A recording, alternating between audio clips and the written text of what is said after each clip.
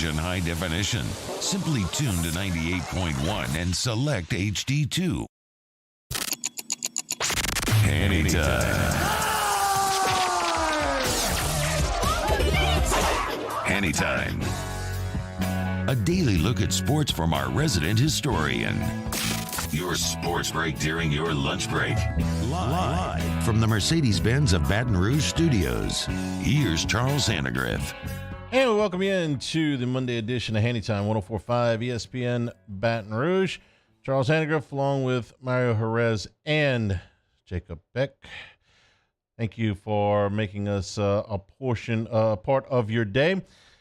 Hope you had a good weekend. You guys do okay. Maybe spend a little time with the family. You know, Mother's Day. Hope everybody had a good one. The weather certainly cooperated for at least some of it. And if you watched some baseball this weekend, you were probably really happy for about half of it.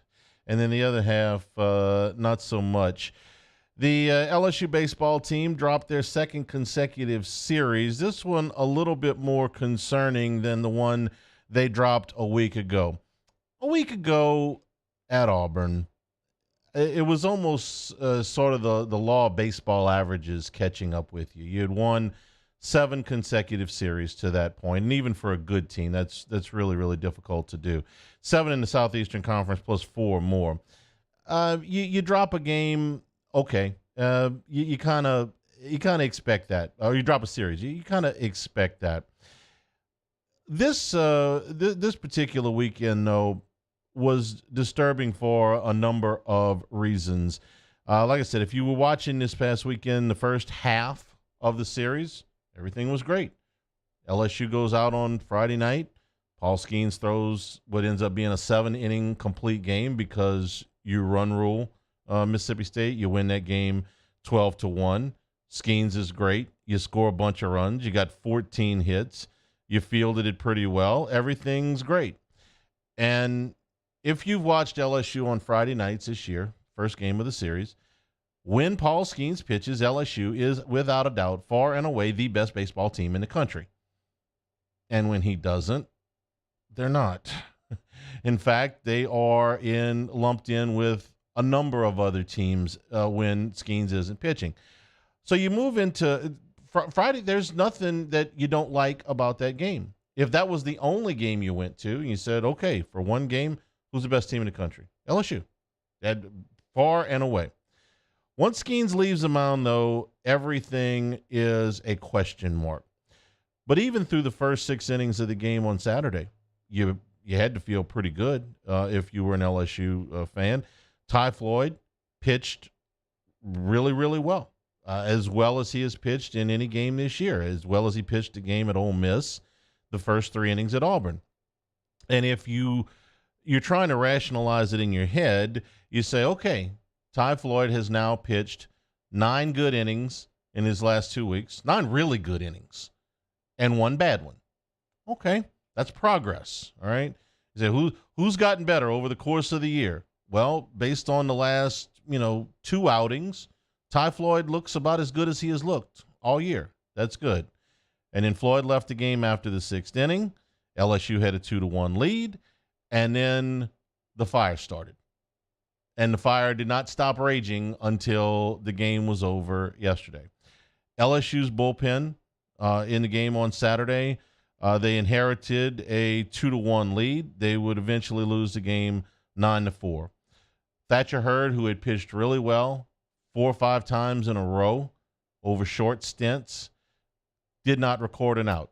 Got a strikeout, but the ball got past the catcher, and the runner ended up reaching. So even though he got a strikeout, he didn't record an out.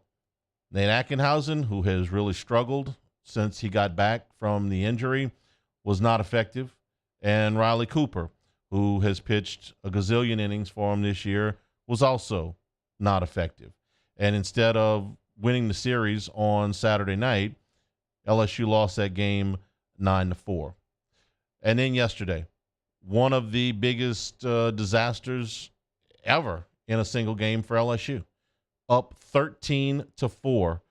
A reasonable, if short, outing from Javen Coleman to open the game. and then just a line of LSU pitchers. It started with Gavin Guidry and ended again with Riley Cooper, because there's times out there where I think Jay Johnson just gets to the point where he's like, all right, Cooper's going to go out there and he's going to throw strikes. He's not really going to walk anybody, but he's going to give up hits. But the guy throws the ball in the zone, which is exactly the problem for pretty much everybody else on the staff right now, not named Skeens, maybe Floyd. They're simply walking too many guys. Doesn't take a rocket scientist to look like they are all looking at too many walks. Every single one of them. There's not with the exception of the two starting pitchers I just gave you, and maybe Cooper, but even Cooper walks his fair share. They all walk too many guys. So I'm struggling with exactly how you fix this, because all of these guys have pitched well at some point in the season, but none of them have pitched well over a series of outings to where you feel like you're comfortable putting them out there in a certain situation. So I play this game in my head when I'm trying to look at the team and say, okay, you get to this point in the season, they got a week left in the regular season. I should have a really good idea of certain situational players that I can put in. For instance, if LSU's got a 1-run lead going to the 9th, and I have all of my pitchers available to me, I should know who's going in. If I have a 3-run lead going into the 7th, I should know who my best pitcher is for that situation. If I have a 3-run deficit in the 4th, I should know who's going in there. I should know who my short guys are, who my long guys are, who my closers are, who my middle guys are. I should know if I can get 1 inning out of a guy or 3 innings out of a guy. Usually when we talk about fixing things, we come in here and say, all right, listen, what they need to do is move this guy into the rotation, or this guy needs to come out of the rotation. He needs to be like a middle guy. This guy needs to start in the midweek to get himself going. This guy needs to close because he's got the best stuff. If I need a 2-inning save, I can go to this guy. Right now, LSU has none of that. There's not. I can't come in here and tell you, what they really need to do is move this guy from this spot to another spot. Because when you can't throw strikes, it doesn't matter when you pitch. Okay? That's the universal gasoline can, walks. Ever hear Tommy Lasorda tell a famous story about why there's no defense for walks? Guy gets a base hit to right field, right? And he's running to first. Halfway down the first base line, he has a heart attack, falls over, dead. What happens? Right fielder picks up the ball, he throws it to first. The guy's out, right? Guy walks, gets halfway to first base, falls over, has a heart attack, dies. What happens? They put a pinch runner in for him, right? So there's no defense for a walk. Kind of a morbid story, right? It's kind of that feeling today. It's a little bit morbid. This was Jay Johnson on the toughness of the loss. In the context of losing a game, probably as difficult as it could be. And in my world, this program, these players, this team, it's my entire life. And so when you look, and it's theirs too. So when you look at it that way, it is painful. But we have baseball ahead of us, and that's where we have to turn our focus. This is probably as much psychological as it is anything at this point. It's not like there's not physical talent there. I've seen Gavin Guidry close a game at South Carolina, okay? So I know when he comes in yesterday and gets crushed that it's not a player that's not capable of doing this. I've seen Christian Little pitch better. I've seen Griffin Herring pitch better. I don't know if I knew what the psychological answer was to this thing, I would, be a millionaire. There's any number of things that you can do to shake things up. The problem is that this is not really the order, okay? The order is not their problem. It's not that they're putting guys in the wrong spots. It's that nobody can throw a damn strike, okay? So when you can't throw a strike, when you're putting too many guys on base, there's a limited amount of things that the manager can do when all of them are in the same boat. I don't know what you attribute it to, why it got this way, but over the past several weeks, look, the bullpen has been a problem all year. I'm not going to sugarcoat that. And this team would look a hell of a lot different if Garrett Edwards and Chase Shores were here, but they're not. Since they've been gone, the bullpen has been a problem, but it's not like they've never done it. It's not like they couldn't, turn the switch on and start to pitch better. And by better, I don't mean that they've got to go out there and put up zeros every inning. This is still, the Saturday game wasn't great, but this is still one of the most potent, if not the most potent offenses in the country. 13 runs ought to be enough to win. Buzzy Hydell had a line yesterday. He said, they better keep scoring. It was when they had 13 runs. And he was right. It's kind of scary. So how do you flip it? I don't have a good answer for you. This is the Sigmund Freud of it all. How do you get guys that are capable of throwing strikes but not throwing strikes to start throwing strikes? Maybe getting out of town will help them. Certainly there's a lot of pressure here. School is over now, so they can concentrate on baseball. They're going to leave on Wednesday after the game against McNeese, and they'll be gone anywhere from a week to 10 days. They're going to go straight from Athens, I think, to the SEC tournament. So what they do in that time to get themselves ready for the postseason, who can say if it's going to work or not? It's also not, and this is important to remember, it's not definitely indicative of how they're going to play in the postseason. It's all we have to go on, but I've seen pitchers that didn't pitch well all of a sudden start to pitch well, and guys that were pitching well all of a sudden go to pieces once the postseason comes along. It's a whole different level of pressure. We were talking about on the podcast this morning, Baseball at the Box podcast. 96 team wasn't exactly setting the world on fire when they started the regional that year. They lost 2 out of 3 in the SEC tournament. They kind of, struggled a little bit down the stretch. 97 team, same thing. They had lost a series at Alabama, though they won the game that won them the conference, and they lost in the conference tournament. And neither one of those teams, the 96 team never lost in the postseason. The 97 team came out of losers bracket in the regional, and they won the national championship. Can that happen? Yes, it can. Am I telling you it's gonna? Who can say? It's up to these guys, and they've got to be a little bit more focused in. For a guy as good as Dylan Cruz to run into the double play yesterday, that's not great baseball. And I don't want to single out Dylan Cruz because the guy's hitting 450, and is Dylan Cruz in slump? No, that's just baseball. Okay, and 3 more hits yesterday. Dylan Cruz is fine, but you don't run into that. You don't run into that double play. Was I wild about them taking Gavin Dugas out to bunt? No, but at least I can understand why he did it. I'm not saying that I would have done it. Dugas has been a clutch player for them for a long time, and I would have rathered he stuck with him.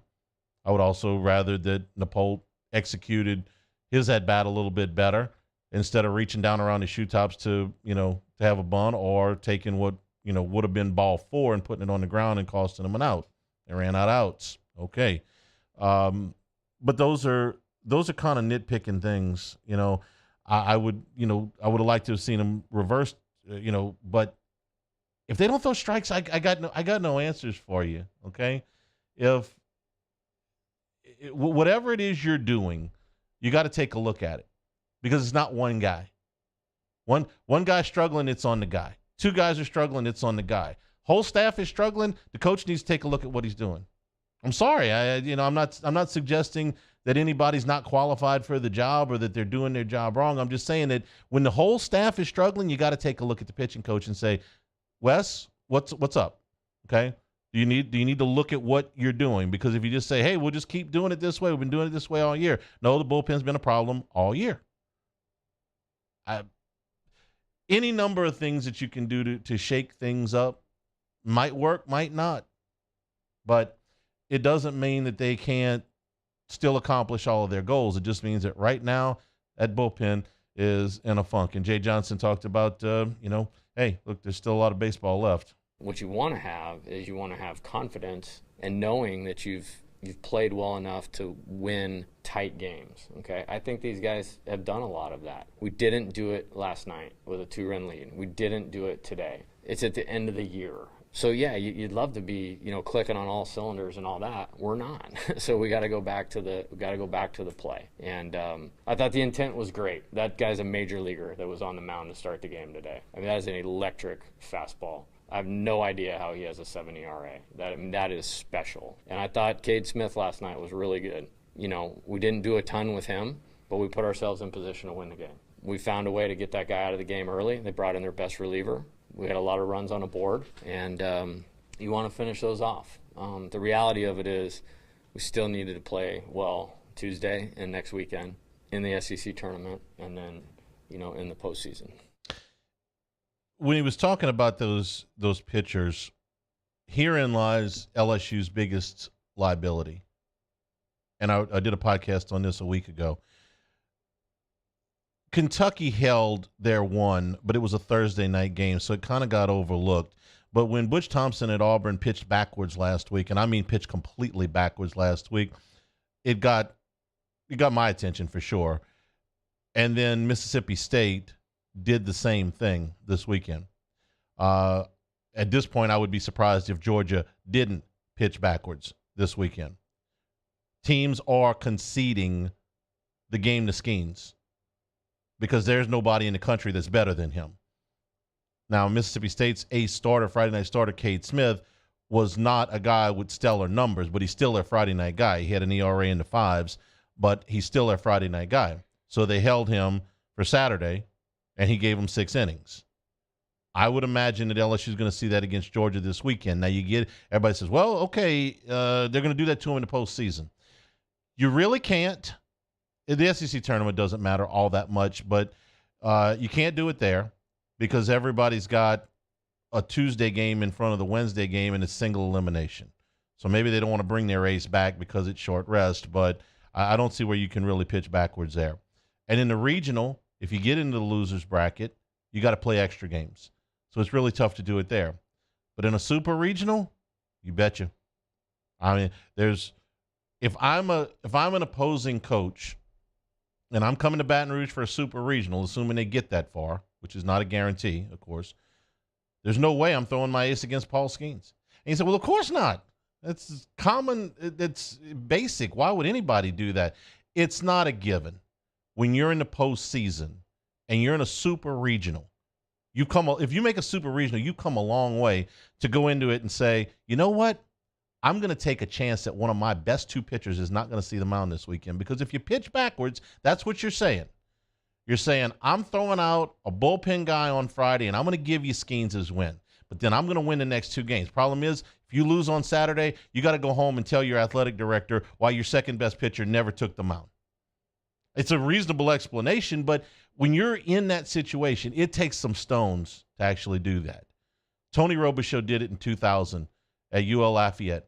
Went to South Carolina. South Carolina was 50-6. Kip Bouknight was throwing on Friday nights. He was 16-1. And Tony Robichaux took Scotty Doman, who was the Sun Belt pitcher of the year that year, and said, you're pitching on Sunday. What if we don't get to Sunday? Then you're not pitching. And you know what? They lost to Bouknight. They won the game on Saturday, and Doman won it for them on Sunday, and they went to Omaha.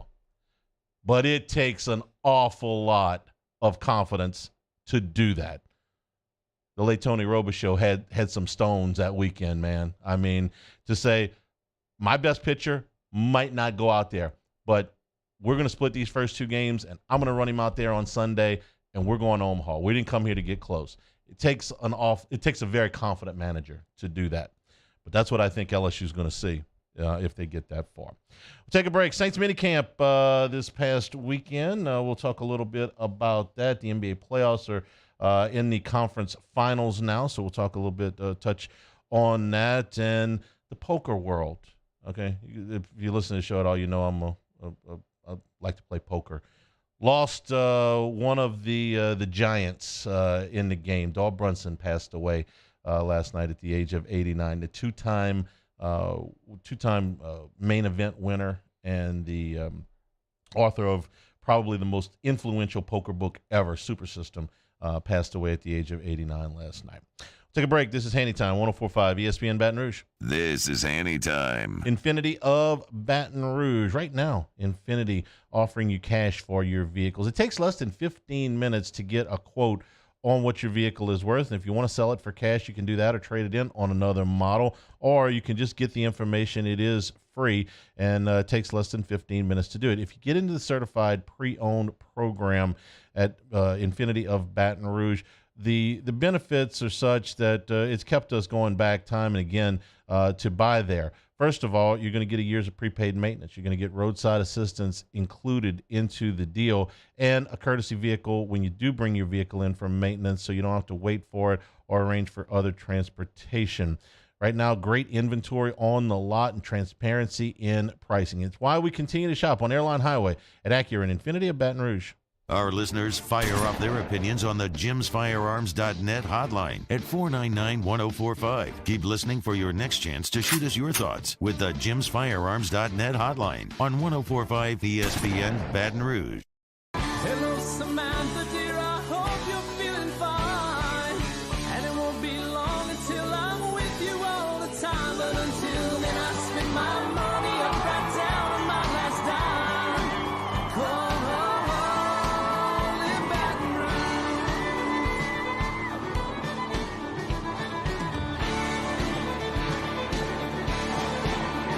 Operator, won't you put me on through? Gotta send my love down to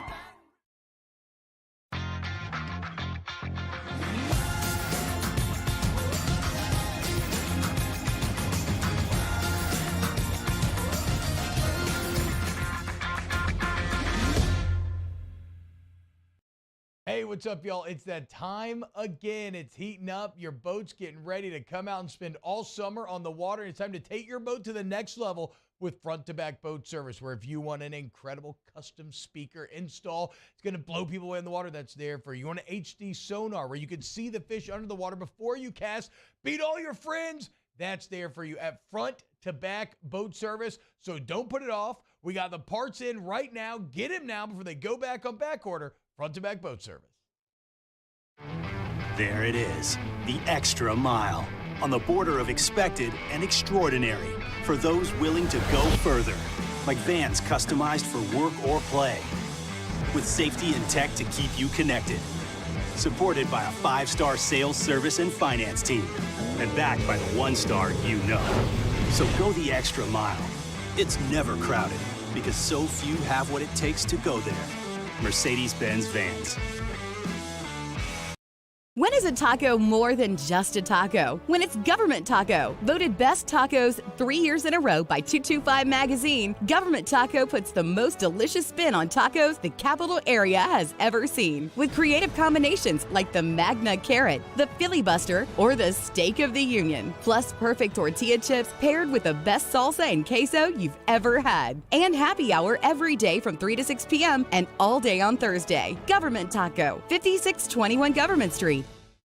Gulf Coast Office Products is a nationally recognized Savin office equipment dealer based right here in Louisiana. Over 100 employees strong, Gulf Coast has the boots on the ground to support all vertical markets, from education, engineering, legal, and finance. With the latest in office technology, from desktop to production segment units, Gulf Coast and Savin have the perfect fit for you. Call 225-756-2644. That's 756-2644 for Gulf Coast Office Products.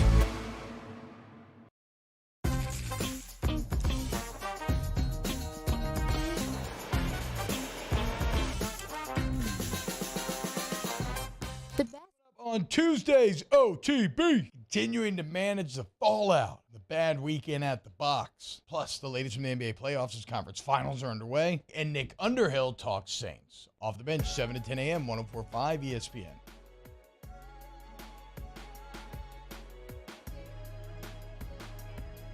This is Hannytime with Charles Hannegriff on 104.5 ESPN Baton Rouge. Remember, you can always get the show on demand, 1045ESPN.com. Also, the podcasts are up right now. Baseball at the Box podcast presented by Napa with Dan Canterbury, and the Handycast today presented by Supreme Rice. All of those are available right now on the website or wherever you get podcast. I want to take a few questions or comments out of the Bayou Ford chat.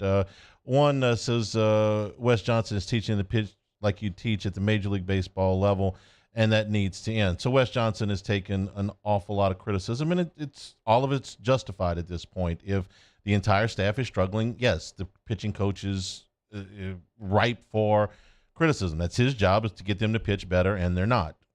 Almost as a complete group, okay? I'm encouraged by what I've seen from Floyd, because the one bad outing at Auburn was really one bad inning. The 3 innings before that were pretty good.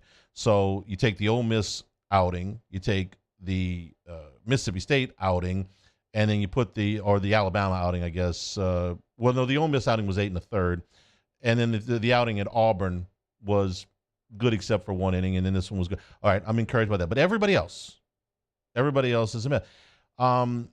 Wes Johnson was a pitching coach in the big leagues. He's been a pitching coach at 2 other SEC schools, at Mississippi State and at Arkansas. He's had an awful lot of success. But what they're doing right now is just not working. For whatever, again, this is as much psychological as anything in my head, because if none of these guys could pitch, if they were just always terrible, and had always been terrible, okay, well, you have a talent issue.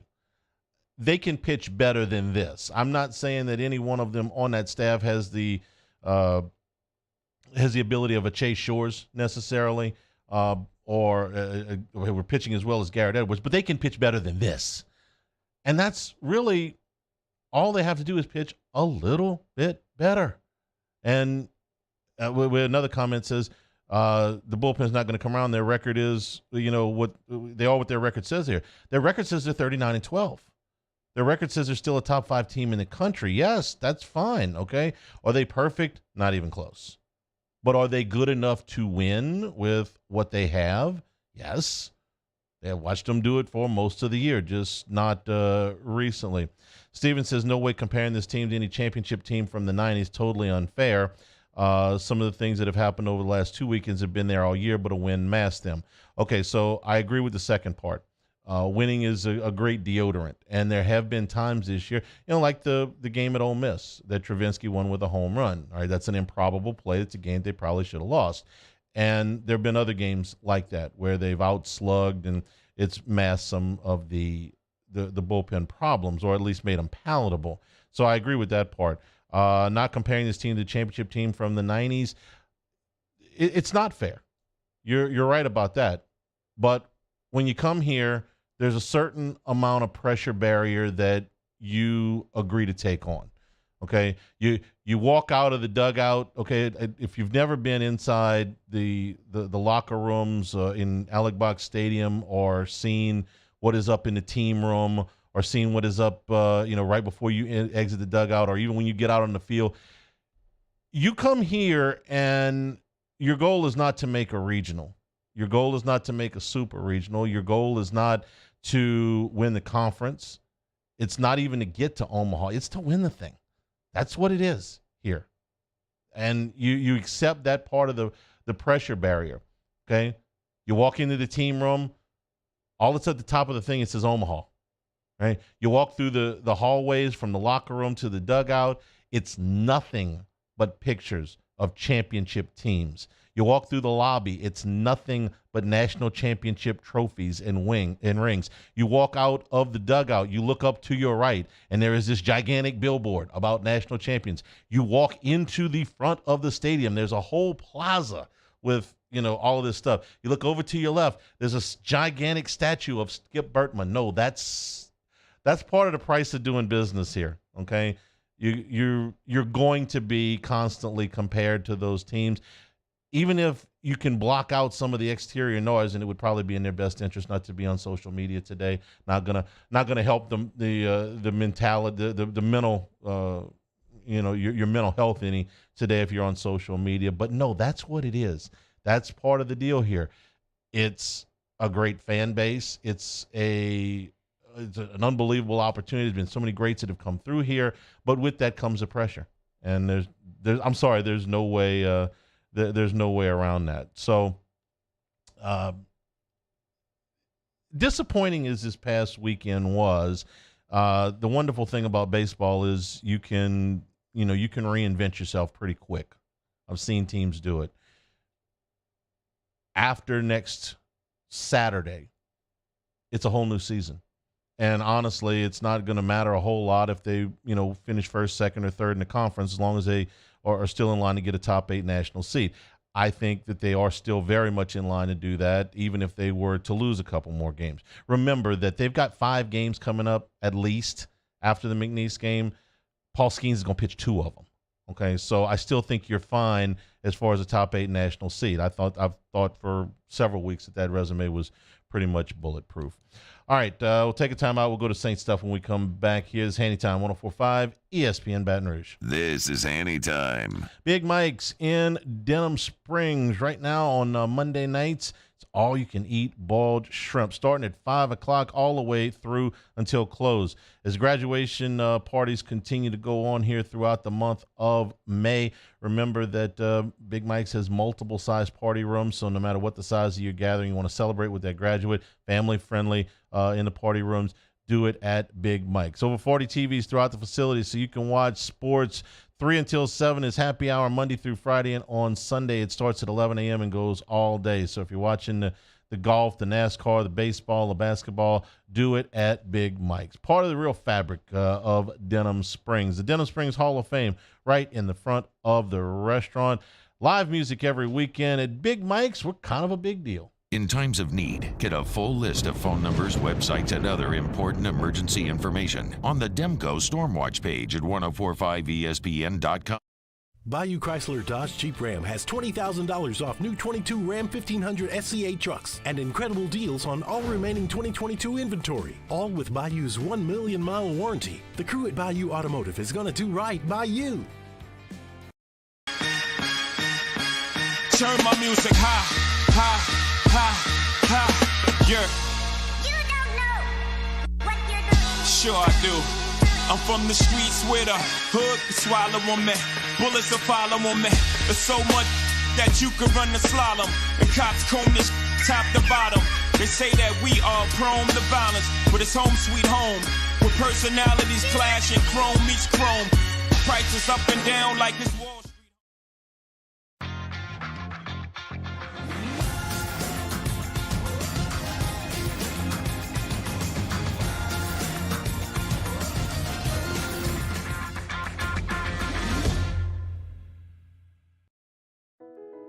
I've been doing business with Luba for 25 years. They're dependable, trustworthy. It's just the attention to detail with our clients. Our folks have years and years of experience. They're highly trained professionals, but many companies have that asset. What I'd like to think makes Luba a bit different is that we use those talents in a way that truly is dedicated to serving the needs of the folks who depend on us.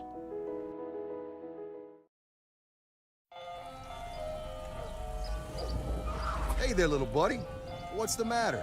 What's the matter? My windows, siding, and my door. That's what's the matter. Relief Windows can fix all of that. I got you. Pop, pop. What's up? Oh my gosh, look! Curb appeal. That's a good-looking neighborhood.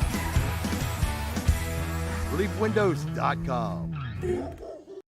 Hey, what's up, y'all? It's that time again. It's heating up. Your boat's getting ready to come out and spend all summer on the water. It's time to take your boat to the next level with front-to-back boat service, where if you want an incredible custom speaker install, it's going to blow people away in the water, that's there for you. You want an HD sonar where you can see the fish under the water before you cast, beat all your friends, that's there for you at front-to-back boat service. So don't put it off. We got the parts in right now. Get them now before they go back on back order. Front-to-back boat service.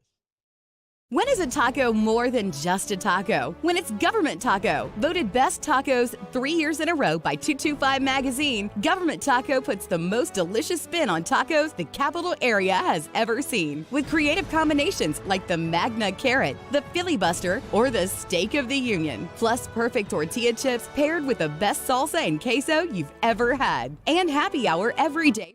Happy Mother's Day to all the moms out there. Join me for a Monday edition of the Hunt Palmer Show. Has LSU done enough to clinch a top 8 national seed? We're talking about it. Hunt Palmer Show, 1 to 3 weekdays, 104.5 ESPN Baton Rouge.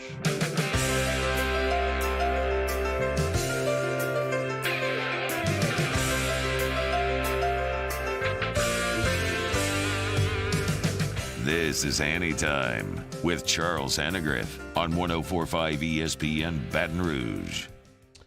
Saints with a rookie mini camp this weekend had all the draft picks in, had 24 undrafted free agents in as well.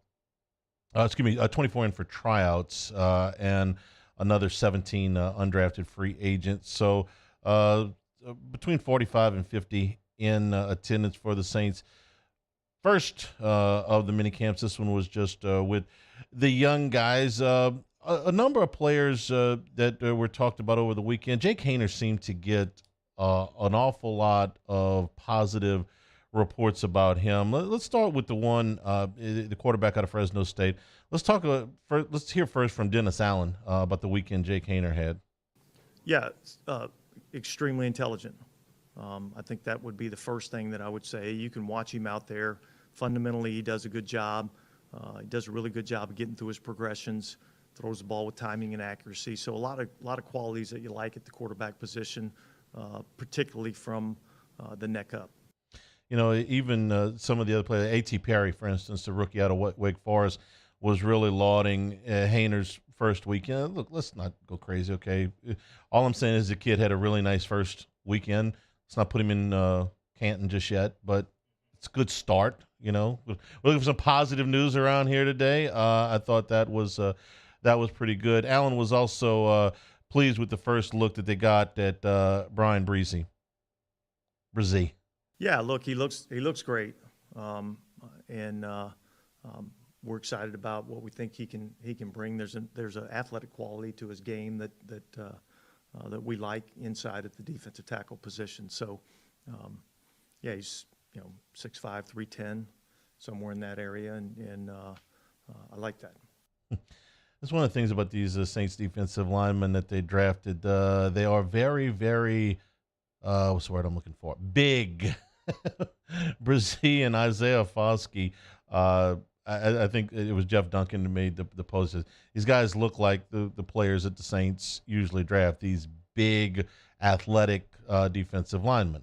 You know, now all they got to do is play. Marcus Davenport was a big athletic lineman. He couldn't stay on the field. He could play when he was on the field. You know, Peyton Turner sort of fit this mold. You have to take it from the, hey, they look the part to they actually have to play. So Allen went on a little bit further. Two parts here. The first part about what they wanted to get accomplished. This is number 3. What they wanted to get accomplished in this camp and through the rest of the offseason. I think everything's being evaluated, and so we're all look. Everything that we do is based on, how are we going to be the best version of ourselves that we can be when we get to the season, and so. In doing that, everything that we do from a coaching standpoint, from a playing standpoint, everything's being evaluated, and we got to see what we do, really well, and those will be the things that we'll focus on as we get into the season. They've also got the opportunity here with some. They have two things that they usually don't have at this time of year. Number one, roster spots, but two, most importantly, money to actually fill it with. If there's anybody else out there, Allen talked about some potential signees between now and camp. Yeah, I think there's still some spots that we can add some players to help our football team, and we're gonna constantly be evaluating that to see what we can do to make us better. But yet at the same time, I feel pretty good about where we're at. I don't see any real huge significant holes in our roster. Probably there's some depth things that I'd like to make sure that we shore up, and we'll keep looking at that. We got a lot of time before we start training camp, so it's always a constant evaluation. I would say that if they signed a linebacker, it wouldn't completely shock me if maybe they've got some kind of inkling as to what's coming down with Alvin Kamara. If they signed a veteran running back, that wouldn't be the biggest shocker in the world. If Kamara's got to miss, half the season or whatever that suspension ends up being. those two spots jumped out at me. The defensive tackles, for me, they've largely plugged those holes, but it's a lot of unknowns. It's players that haven't started in the NFL, and one very highly rated draft choice. If they brought in another veteran defensive tackle, so you absolutely know for sure what you got there, that wouldn't shock me. So there's a few things to look at there. Alan also talked about Michael Thomas and his timeline. Yeah, so he's still recovering. There was some hardware in his foot that they took out. I guess it's probably been, week and a half ago. We feel good about where he's at in terms of his recovery. And, when we get him out here, we expect that we're going to get him out here and get the player that we've had in the past. I don't mean to be negative. I really don't. But, Mario, tell me. You hear Dennis Allen talking about Michael Thomas, and what does it remind you of? Zion? David Griffin talking about Zion? Yeah, very familiar. Every time they mention something about that guy, it's something else. Every time. Yeah. He said everything but 2 weeks. So, he was out most of last season, all of the season before that, and you figure, man, they ain't going to play another game until September. They're not going to go to camp until July. That's still, 2.5 months before they're even going to have a legitimate practice. And it's like, yeah, well, he's taking things out of his foot.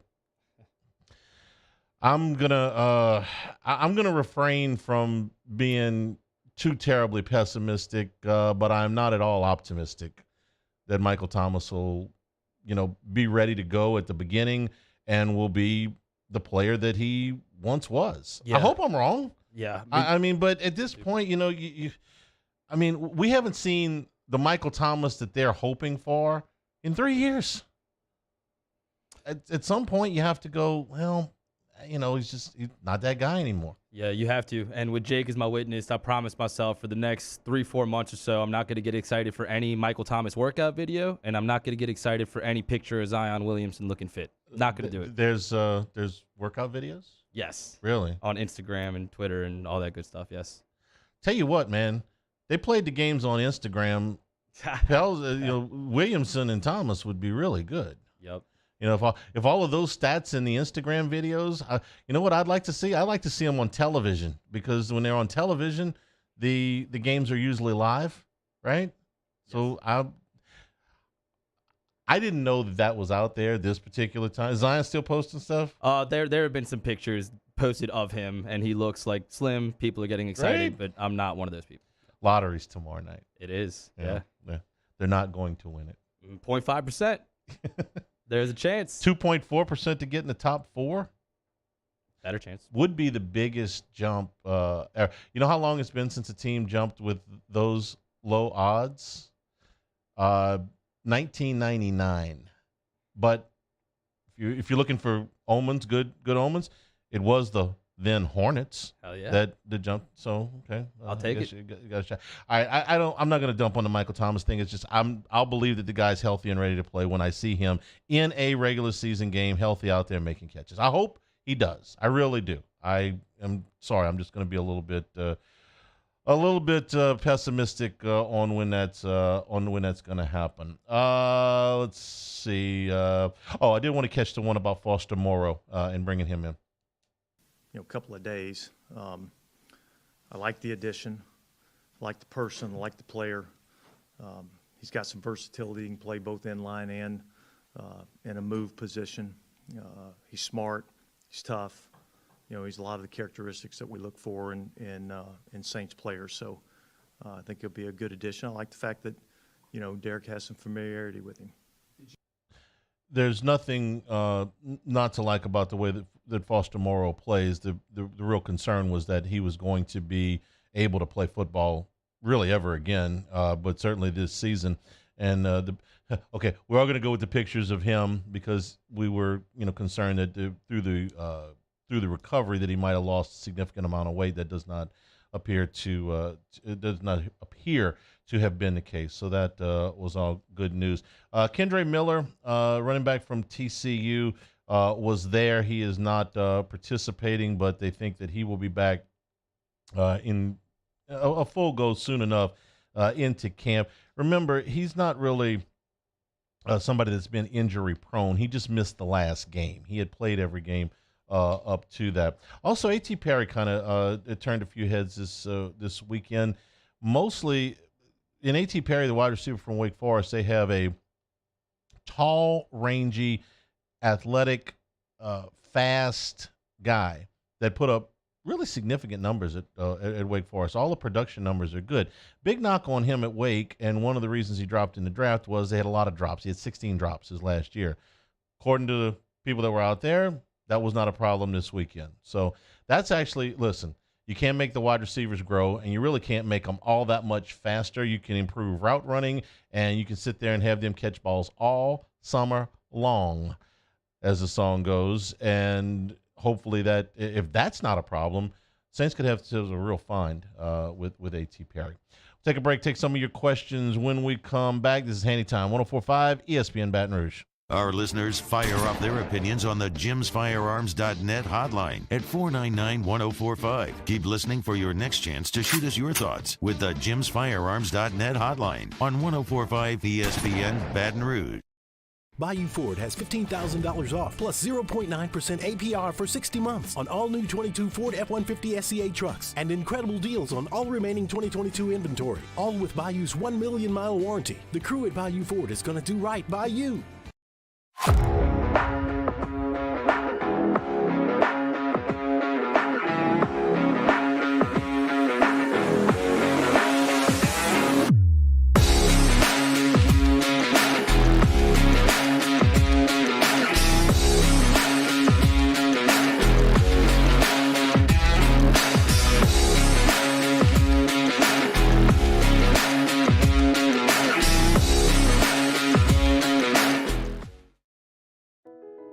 I've been doing business with Luba for 25 years. They're dependable, trustworthy. It's just the attention to detail with our clients.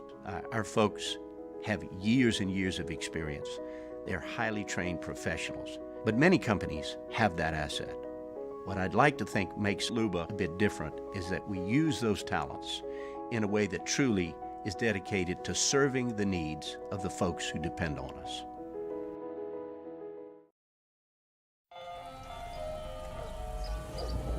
Hey there, little buddy.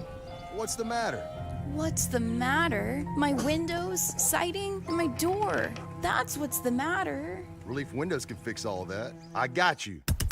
Pop, pop. What's up? Oh my gosh, look! Curb appeal. That's a good-looking neighborhood. ReliefWindows.com.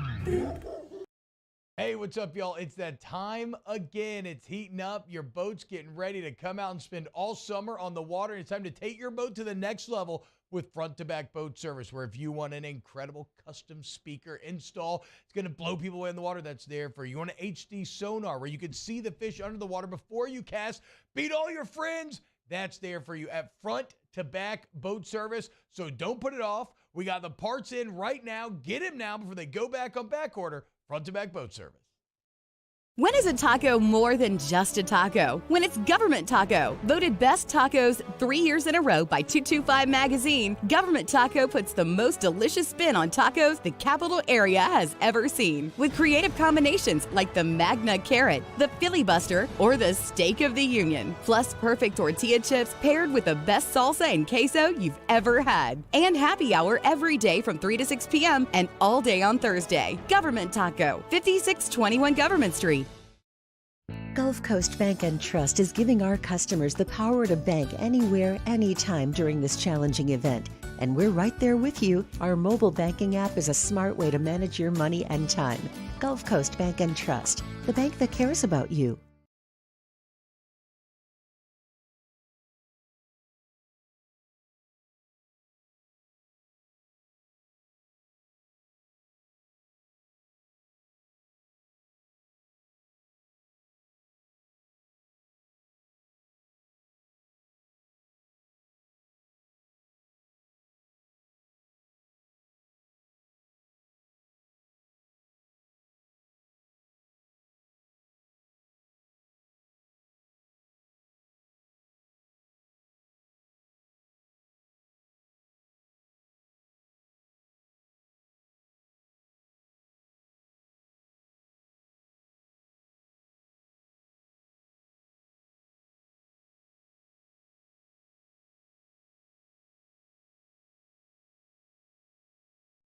Moscona inviting you to join us for Monday's AFR, presented by Relief Windows.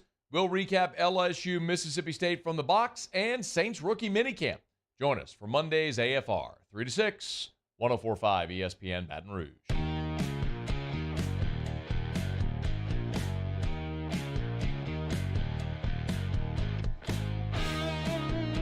This is Hannytime with Charles Hannegriff on 104.5 ESPN Baton Rouge. Bayou Ford chat. I'm going to kind of put some of these together. It's a discussion about whether Jay Johnson should make some changes in the lineup to aid the defense, to put a little bit more defense, to help these pitchers out that are, having a rough go. So basically what you're asking there, because you can't move, the left side of your infield, that's set, and you got to have Dugai in there for his bat. So really what you're talking about is, should you move Trey Morgan back to first and fill in with one of multiple outfielder choices that they would have there, and or how much should you be playing Milazzo, who is playing well, but what do you do with Travinsky's bat, because he's swinging a hot stick as well. And the answer is, I can't tell you that one is definitely one they should go with the rest of the way, but if they want to shake things up a little bit, I'm fine with it. At this point, there's very few lineups he can put out there that are just going to go, no, don't do that, because there's only a couple of positions where this is going to matter. I certainly understand what you're saying when you say, listen, if you put better defenders out there, they might knock a few down, pick up a few outs that you wouldn't ordinarily get, and it builds a pitcher's confidence. I get that. On the other hand, if they're going to give up 9-10 runs a game, you got to have all your bats in there to make sure that you give yourself a fighting chance. It's not the easiest decision to make right now. Ask, can do the guys in the bullpen hate their mothers? I'm saying no. Come on, guys, be fair. Ask Kenny, why haven't they fired the pitching coach yet? All right, and I think this is tongue in cheek, but I did get it. We were talking about it. Well, Mississippi State fired their pitching coach. Why couldn't LSU? And the two teams are at decidedly different spots in their season. Okay, Mississippi State's playing out the string. They may or may not make the Southeastern Conference tournament. If they do, there's not much chance that they are going to go very far. They'd have to win it to get into the NCAAs. LSU is going to be a host site in the regionals. They're probably going to be a host site in the super regionals if they win. So this is not exactly when you abandon ship. You got to dance with who brung you. I mean, I get it. It ain't pretty right now. And if Wes Johnson's not in there looking at everything they're doing and saying, can we do it differently and shake things up and, be better for it, then I don't know what to tell you, but I believe that he is going to get it fixed. I don't know. Ask Canny, is Kim Mulkey in on this to have everyone think LSU isn't championship material and then pull a championship run out of it? If LSU ends up winning a championship out of this, what you will look at the last 2 weeks is you'll say, well, one of them was just probably the odds of baseball, and the other one, you just had a really bad weekend. And that's possible. You can have two, and it's not even really a whole bad weekend. It's about 14 bad innings, 14 really, really bad innings. And you can look at any one of those championship teams, and they had 14 really bad innings in there a number of times. So that's what you look at. But if you don't win a championship, then you're going to say, okay, how did this roster skew off the rails so badly? And injuries are a part of that, but it's not all of that. Ask Candy, what'd you do on Sunday? Barbecue. Had the family over, and we did barbecue. So it was nice. Nice day. Nice day with the family. Charlie, what's your favorite thing made with chocolate chips? Trying to lighten things up. Cookies. Yeah, cookies. Nice. Chocolate chip cookies are, that's. I mean, there's plenty of other things. You can put chocolate chips in ice cream. I mean, but cookies, pretty much the top thing. Let's see. Well, that's it. That's all of the. That's all the questions. Oh, Hanny, did you see Phyllis passed away? Yeah, I did. I saw that posted. She's one of the legendary callers to the to the Feinbaum show. So yeah, I did see that. All right. Thanks to everybody for participating today.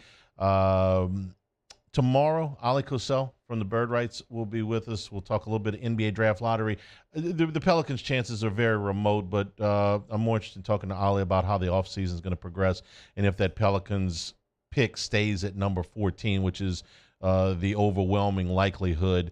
What will the Pelicans do with it? And my thought is that there's a pretty good chance that they will trade that pick for some veteran help, possibly packaged with other picks and or players. So we'll talk about that with Ali tomorrow. And Dwayne Colucci from Las Vegas, he's going to be in a good mood. The Golden Knights are moving on. They beat Edmonton last night. For Jake and for Mario, I'm Charles Hanniger saying thank you and good afternoon. Stay tuned for Hunt Palmer, 104.5 ESPN.